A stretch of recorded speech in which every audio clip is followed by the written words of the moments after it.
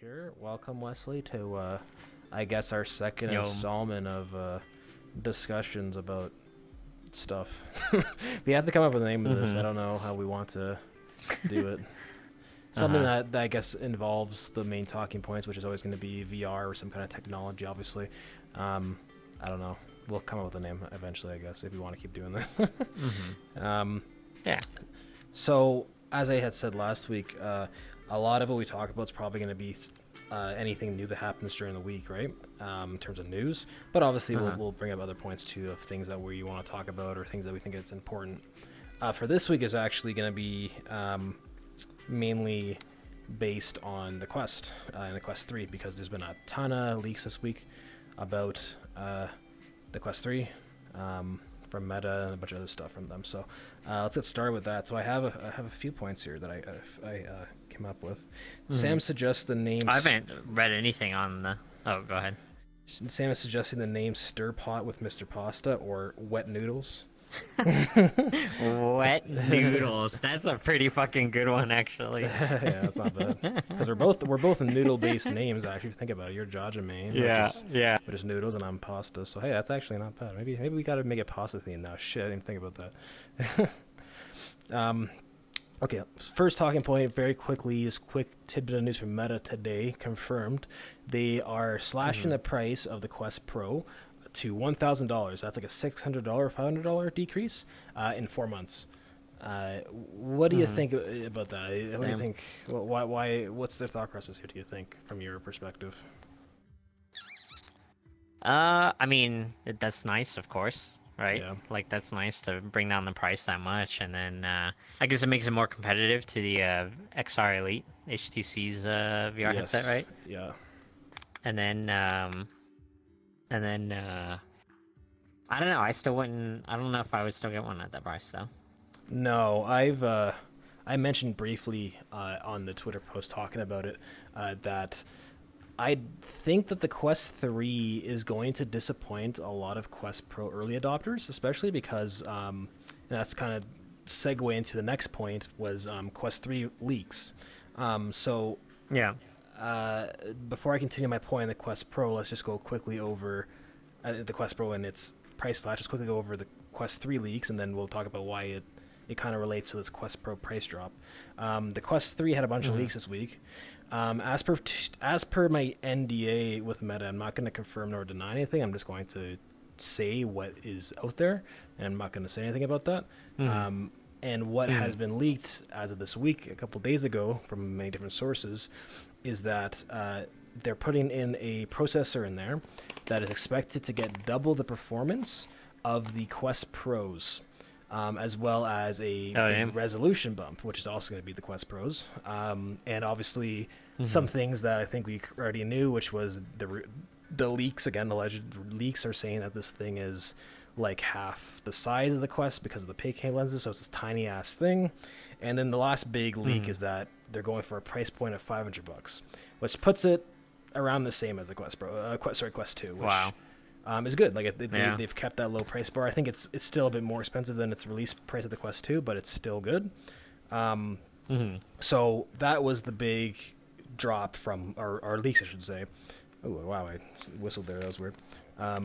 A lot of big leaks for the Quest 3.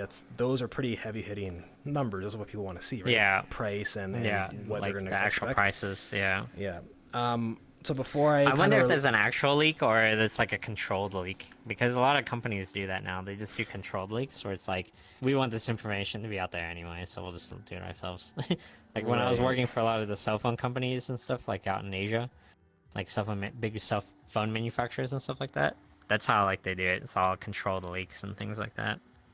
So I personally don't think that this is that, because of my own involvement with it. What I can tell you is I was given information about the Quest 3 that, again, I'm not going to mention. But when I was first given the information about it, I was not under NDA. I don't think this is a controlled leak. I just don't think Meta is very good at holding this back. And I think too that it kind of gets a bad reputation to other companies because everyone thinks, oh, it's controlled leak. But it's like, I'm sure I'm far from the only developer that got like information from Meta, like straight up from Meta, that I shouldn't have gotten, at least without signing something. I don't know why I was able to do that. And that's kind of maybe Meta's got to start looking at where they're giving out this information, or making sure that when they do give out the information that everybody's signed up. I was not signed an NDA when I learned knowledge of the Quest 3 and the stuff that I currently know that's not out there. But again, I'm going to respect that, I'll have an NDA eventually on it. But well, yeah, it's not that you expect that you have an NDA. Yeah. Well, I have not signed an NDA on it. Is what I'm telling you. That's what I'm trying to allude to. But that's why I'm saying I don't think it's controlled for that reason, and I do think Meta's got to at least figure that out. Or maybe, as your suggestion, maybe this is on purpose. Maybe they are purposely trying to have the leaks. It's hard to say. Because these leaks. It's hard to say. Sorry, just checking something. These leaks are actually. That would be good. It would be good to like. Yeah, it's good news, and it would be good to like get excited because people who are looking at the XR Elite and then not really considering anything from Meta are like, oh, okay, maybe Meta is like worth thinking about a little bit more or something. So, exactly. Especially if the prices are going down, because like the XR Elite doesn't have the eye tracking or face tracking or any of that stuff that the Pro has. Right out of the box, yeah. And then it's cheaper too, because the Elite's like $1,200, I think. It's like $200 cheaper then. Oh, it's 1,100. All right. But now not anymore. Now with the price slash of today, and that's a good point. The Quest Pro now becomes cheaper than the XR Elite. So that could be that's what I was saying. Yeah.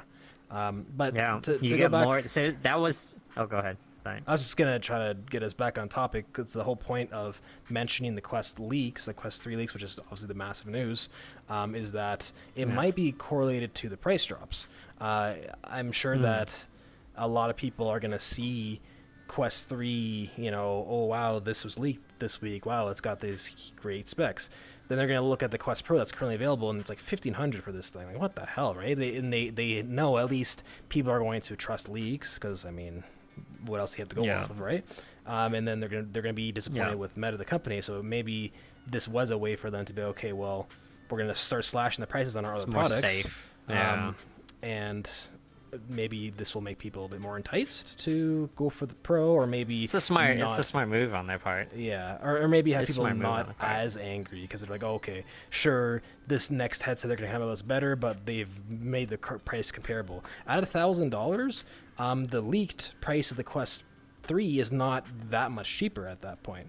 And obviously Meta is going to try to make a play that, okay, well, the Quest Pro is going to have better ergonomics because it has a battery. It's not going to have the features, but they're still going to say, okay, well, they still think the Quest Pro does better than the Quest 3, even though to the average consumer, and I'll give this recommendation, if the leaks are true, a $500 piece of hardware that doubles the power, like, that's what you need. You don't need to spend $1,000 to get face and eye tracking. That doesn't even work for a majority of games. What you need is power, and they're going to offer you this in a very consumer friendly price point.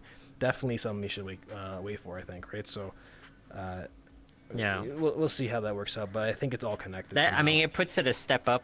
It puts it a step up over the XR Elite, in my opinion, because like the XR Elite doesn't. Right, and in my opinion, again, it's up to the person. I try to take the side of the consumer. I still like the XR Elite better than the Quest Pro, mainly because, first off, I've had a Quest Pro for so long, and I don't like it. Like, I like the headset. Really? I thought you loved the controllers, though. The controllers are different. You can get those separately, and I was about to say, I love the controllers. I fucking love those controllers. Yeah. They're nice. However, what I don't like about the headset is it still seems very buggy.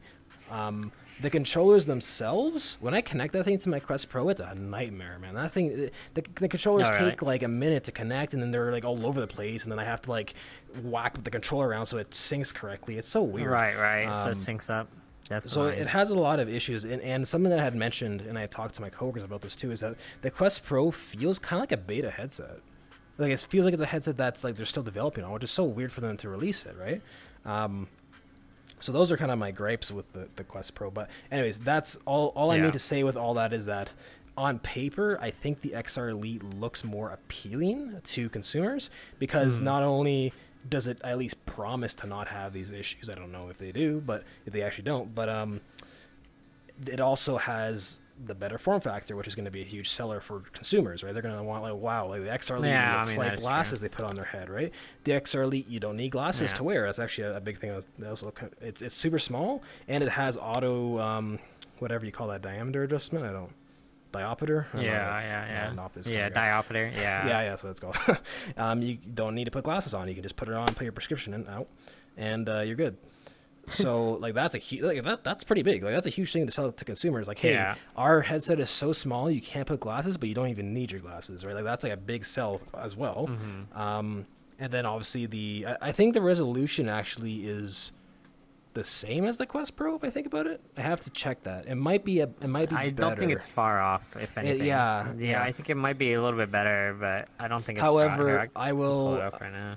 Yeah, thank you. While you're looking at that, I will make the point that the XR Elite's probably going to be used, and I mean, I would recommend most people to do it this way, is going to be used in Steam VR and PC VR more so, which means it's going to be able to take advantage of that high resolution more than the Quest Pro.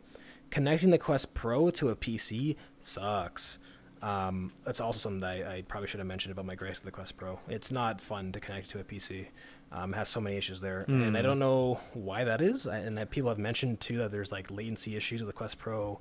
All that's very prevalent. My assumption, again, I would have to see it, is that the XR Elite, because it's by HTC, which is a company that's heavily worked with Steam VR, my assumption is that that's going to have a more seamless experience with PC as well. So that's going to take advantage of the fact that it's smaller, so you can play like really high resolution stuff. It's going to use their PC power to do that, right? So those are some points, right?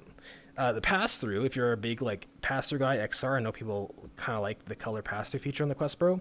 Again, on paper, the pass-through is supposed to be miles better on the Quest. No, sorry, on the XR, not the Quest. XR.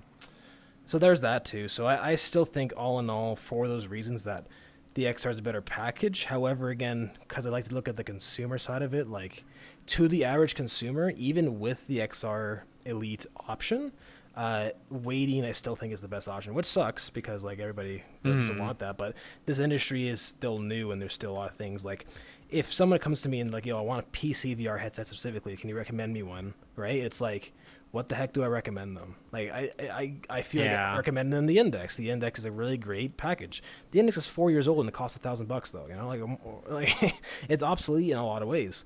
But it's kind of like one of the best options, which sucks. Like, why is that one of the best options if you just want specifically Steam VR? It's weird. So there's a lot of things that we're waiting for, and that's kind of why this year is big, because from what we've seen, these leaks and all that, like there's lots coming on the horizon. So it seems to be this year. Horizon, no pun intended. I know that's a VR game that came out this year. But anyways, that's kind of the whole thing on Quest Pro and the Quest 3. Also, sorry, I forgot to mention with the price slashes on the Quest Pro, there's also a price slash on the Quest 2. Thank you for the follow. The Quest 2 actually got slashed by $50, I believe.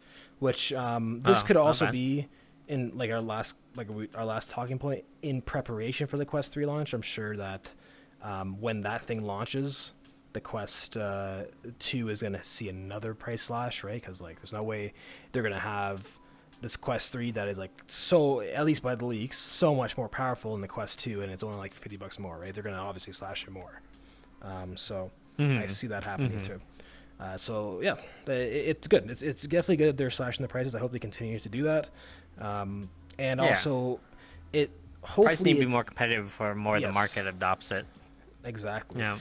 And I hope that also helps with new VR users, which is going to be my next point here, is that I think the issue with VR, and we talked about it briefly last time, is that it's hard to get into it. The barrier of entry is so high, and it's mainly because of the confusion. People don't know what to get because there's so many headsets that people have arguments about, and it's like, what the heck do I do if I'm completely new to VR? What the hell, right? So to kind of follow up on that conversation, real quick too, before you get too far into that, so I did look up the Oh no, I've got that flow. Okay, here we go. XR Elite. The flow. And then Thank you for the follow. I appreciate that. so I didn't mean to cut you off, but then I don't know why I got Yeah, the no worries. flow in there instead of the. You were checking the resolution Quest right Pro. before we continue. Yeah, yeah.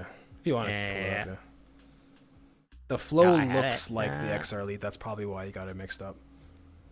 Quest Pro is like 1800 by 1920, so it's like just barely higher. All right, so it's around the same. I think it The just beats XR it Elite. technically Yeah. by FOV, and the FOV is what adds to the resolution, I guess. So Actually, no. Quest Pro has more FOV. It says that the XR Elite has less FOV than the Quest Pro, but it's like 110 versus 106. But they also give a diagonal for the Quest Pro. They don't have the diagonal on the XR Elite. that's strange. I do believe that that FOV. I do believe that the FOV is supposed to be better on the XR, which is also a selling point for it. It might just be off because of incorrect calculations. I think 106. What I personally calculated the Quest Pro myself. 106 what you get with that. I think the XR they are claiming 110, which means it's technically bigger. But now we're talking about very small numbers. It's honestly they're both decent. They're supposed to be. Yeah, decent, it so really I doesn't wouldn't- matter. It's Yeah. kind of negligible. Yeah. Yeah, But so then I- the Pro has foveated rendering, right? Because that's And eye I don't. tracking. And Yeah. it's. Yeah, and so you don't get that on the. You don't get that on As- the XR Elite either. So. I don't want to go too far in conversation on that, but as somebody that develops with foveated eye tracked rendering, because it's one of the things I do for my job, right? Because I was actually the eye guy. Oh yeah. I will tell you, it is not as much of a selling point as you think it is, or as many people think it Okay. is. So I wouldn't use it as a selling point, but it is a cool technology. Is I'm it- not going to take that's that away what- from it. That's something that's something I was always thinking about because I was like, it still kind of has to render everything. I mean, even though it's doing lower detail and stuff like that. Like, so how much can you actually get? And it's got to be ready to pop that information right back up as soon as you look over it too. So it's like, how much are you really saving? And then to even do that also requires process as well. So I'd always wondered about that. So when you play a VR game, it already does foveated rendering. It already does it. When it tries to calculate your gaze without eye tracking, and it does, like the center of your view gets rendered. The Right. outer It just parts has like are a blurry. line default, right? Yes. Right. So that's also why the gains aren't massive. However, it would contribute to a better experience in theory, because technically everywhere you look is going to be sharp, but you're going to have the same or better performance, right?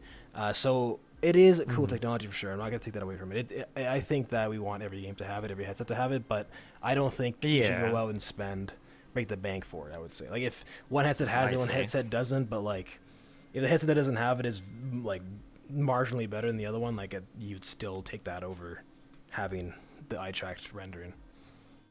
Right, that's kind of what I'm saying. But again, it's still good. It's not like it's not good. You should definitely have that on the new headsets. I Yeah. hope.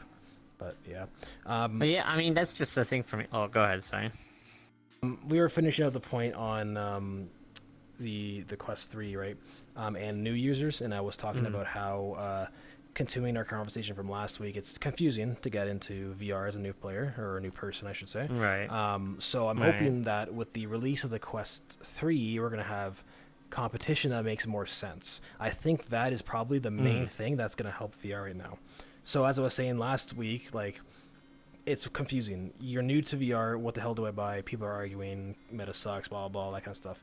This year, you're going to see a lot of competition. You got the PlayStation VR already coming out. You have possibly Valve showing some. You have the Quest stuff coming, right? You have, what I'm missing. Oh, you have HTC's stuff. And now it's going to be a bit more clear, I hope, to people. They're going to come in. They're going to see $1,000 HTC headset. But it's got XR in it. It has XR. Oh, I just want to play VR games. Okay, so maybe they'll be like, okay, well, now we have Meta Quest headset. Oh, it's $500. It does all this. But then maybe Valve's going to have a similar price thing. It's like, okay, well, do I want to play on Valve's headset or a Quest headset? Maybe they're actually going to be comparable at that point. It's not going to be like $1,000 for this weird ass setup, because Index, even though I love it, for most people, setting up a base station sucks. Maybe their next headset won't have that. So it's going to be, okay, Quest 3 and the next Valve headset, maybe they're similar. So it's like, hey, which one do I want to rather buy?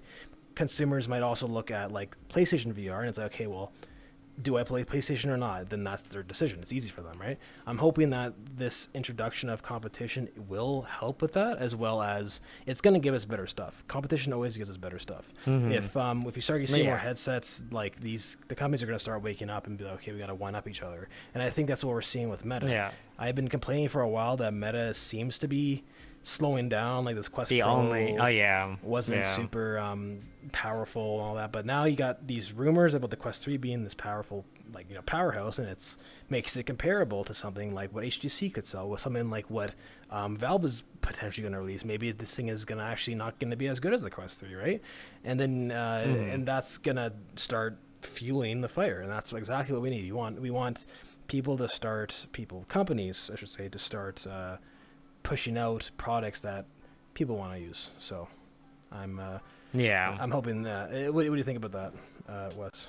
About No, I think the whole that's absolutely competition right. system? Like, I think that's absolutely right. Like, really, because like HTC up until now is like really been, they kind of just disappeared, and then now they came out with this XR Elite, and the XR Elite's like putting them back on the map. Even though I guess it hit the market already, so I haven't really seen how people feel about it since it hit the market. But yeah, like it's good that they're coming back, and then now with these new players too, is like big screen VR and things like that. There's like more incentive to like do better in different areas that people don't even think about. So like smaller headset, lighter headset. Yeah. You know, like what big screen is doing is like, even that's like something. Getting out of here, Cup. But then you know, it's like even that is something that's like really really like fucking great for the market. Yeah. So any kind of innovation to the market is good, because then it forces everyone else to innovate.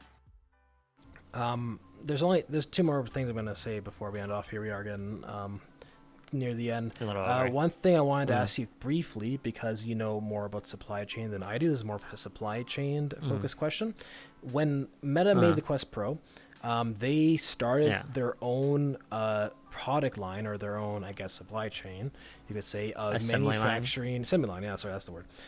For manufacturing the pancake lenses, because it's such an early technology that they couldn't really get it from anyone. So they spent and invested the money into making their own assembly line for pancake lenses. Right. Now this is with the hope that Meta's going to start being able to make good pancake lenses as well as cheap pancake lenses.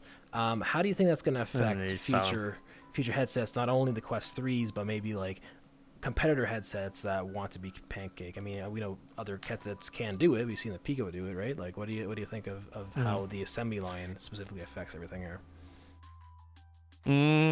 Like it kind of makes me think of, like, was it the whole thing with Apple and the glass on the iPhones, like screens? How's that? Because that was like a huge, and then that was like Apple made their own manufacturers for that as well, and I think their hope was that they would sell the glass to other phone manufacturers, you know, other people too, like Samsung. But I don't think that really, I don't think that really. I don't know. I think it's a good idea for them in the beginning, because like, you get the tech, right? You have the tech and you have exclusive access to it. You know, it's like there's a huge barrier to entry for other people now. But then, like, it depends. Like, if Meta can detach that from themselves and be like, okay, we'll just, if other companies want to buy our lenses, pancake lenses, you know, they can. And then if they don't be shitty about it and be like, well, we're just going to give you shitty ones or something like that, you know. But then if they actually like try and provide quality product to the rest of the market, that would be amazing for VR. It would be amazing for VR, and it'd be amazing for their own revenue as well. Like, it's in their best interest to produce glass for everybody, like the lenses for everybody, if they can do it like well, you know. Right, that makes sense. Yeah. I think so. It's a huge possible profit, you know. Yeah, I think part of their hopes for making this assembly line was also, and you can tell me if that makes sense or not, was also to bring down the price of the Quest 3. I think that was one of their goals by making this assembly line. Does that hold water? Is that true? Would that actually help them reduce the price of this next headset? It's tough. It's tough because that's a huge initial upfront cost. Like, setting up a factory is not cheap, especially something like that.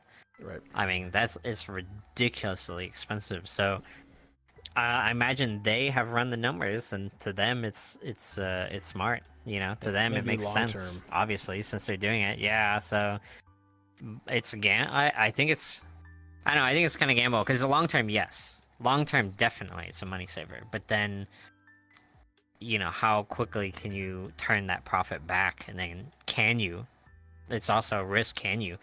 Like, what happens if someone else makes lenses that's better, like just a third party dedicated pancake lens manufacturer, and they do it even better, then that would kind of fuck Meta up too. So Yeah. it's a risk. It's a risk reward, and obviously they think it's worthwhile and viable for them. So Yeah. I think it's a smart move, personally. If you can have control over that part of the market and industry, it's just more options for you too, as far as like things you can sell and things you can bring to market and all that stuff. Right, and I was actually very surprised at how many third-party like glass developers exist. Like when I went to AWE last year at the San Francisco conference, I Yeah. met with like such random companies I've never heard of. Like just random. All they Uh, had to show at their booth was like glass, like a piece of glass, and it's like, oh, this would go in your yeah. VR headset. Yeah. And like they would put the glass up to your Yeah. eyes, and like I'm like, wow, like this is actually like crazy stuff. But that is what their focus was. They were just a third party company that would make different lenses. If they're what's So they're just straight up Chinese manufacturers, right? some of them weren't from Asia, some of them were from Yeah. other parts. Like some Middle Eastern companies I had seen too that showed up there, Yeah. which were that's cool. That's a long trip, and Yeah. it's like what's the other type of lens called? The non-pancake one's called starts with an F. Uh, Oh, F, I F. know. Fresno? No. Yeah, some you're on the right track. I Something forget. like that. But Yeah. you know what I mean. Something like Like that. they're Yeah. making those lenses, and like those ones were like crazy. There's so many third-party manufacturers making that. There's one called like a Prism lens, I think it was called. All like there's so many third-party Yeah. people that like they're not big companies, not Meta. They're not, but like they would sell their assembly line to someone like Meta or Valve, for example, and that would help create the product and possibly make it cheaper or not. Who knows? But um, it's kind of crazy how I don't think people realize when the supply slash assembly line looks like they could look like that. A lot of outside influence, right? So kind of changes here Yeah. with the Meta assembly line. If this is a thing, maybe you're going to see less influence like that, but who knows? Um, well, Yeah. anyways, final point I just wanted to mention because I wanted to finish off with any VR news I heard this week, and last bit is related to VR chat. Just briefly, I think they announced it yesterday, maybe today, that the next beta update, or maybe I'm wrong about that, but it is a feature update that's coming soon. Quest Pro's eye tracking will actually be native to the application, so it's actually Oh. going to work natively with the avatar system, the OSC. That's what it's called, the OSC system. Yeah. Oh, I see. Yeah. Yeah, which is I actually saw really you checking. what is actually huge because that means, I mean, VR chat being the biggest social VR setting, these Yeah. are the kind of features you want, like eye tracking, face tracking, like that would increase the value of VR chat because it's basically a social environment. You can start talking face Yeah. to face with people with a more realistic expression, and I'm sitting down. Oops. And I think that Yeah. this is not just now Quest Pro users are not going to be able to just any avatar they want, they can just use their eyes. It's more so now that you're going to see more like, okay, next headset that comes out, maybe the Valve's headset, it's got eye tracking. Well, now VRChat has in their OSC like native eye tracking, so now it's going to be like day one. I feel like when eye tracking first came to Quest Pro, I was kind of frustrated. I was like, man, like I'd love to see this in a social setting. I'd love to see this in VR chat, and like it's not supported yet, right? Now Yeah, because but now it is. they've done the work to have this native. Maybe in the future when new headsets come out, it will just out of the box, bang. I'm in the social setting, it's working. You can see my mouth move, you can see my eyes move, right? So I think it's good, definitely a good start. Just a small bit of news for VR chat, but I think it means that in the future, you're going to start seeing faster rollouts of like these extra social features that I think are going to increase the value of social VR. So I think that's good. I think it's a good thing. Oh yeah. Oh yeah. Yep. Yeah, it's good. I mean, it's great to hear that kind of Mhm. stuff's happening. So Yeah, Yeah, I for sure. do keep my eye on that for sure. Anyways, let's wrap it up here, Wes. Thanks for coming. I hope your internet doesn't poop yourself tonight. Yeah. Kind of annoying. Yeah. Oh well. I guess we'll convey next week. I hope it wasn't as long as before. But did you want I think to? it was close. That's all right. 30 minutes. Did you want to meet up with people in the world? I'm gonna stand up now. Oh God. I'm standing on desk. All right. Well, I'll see you there. Go. Please come and bring your hand here or not. Oh shit. Never mind. I'm gonna close the camera. That's it. It's over. Bye bye.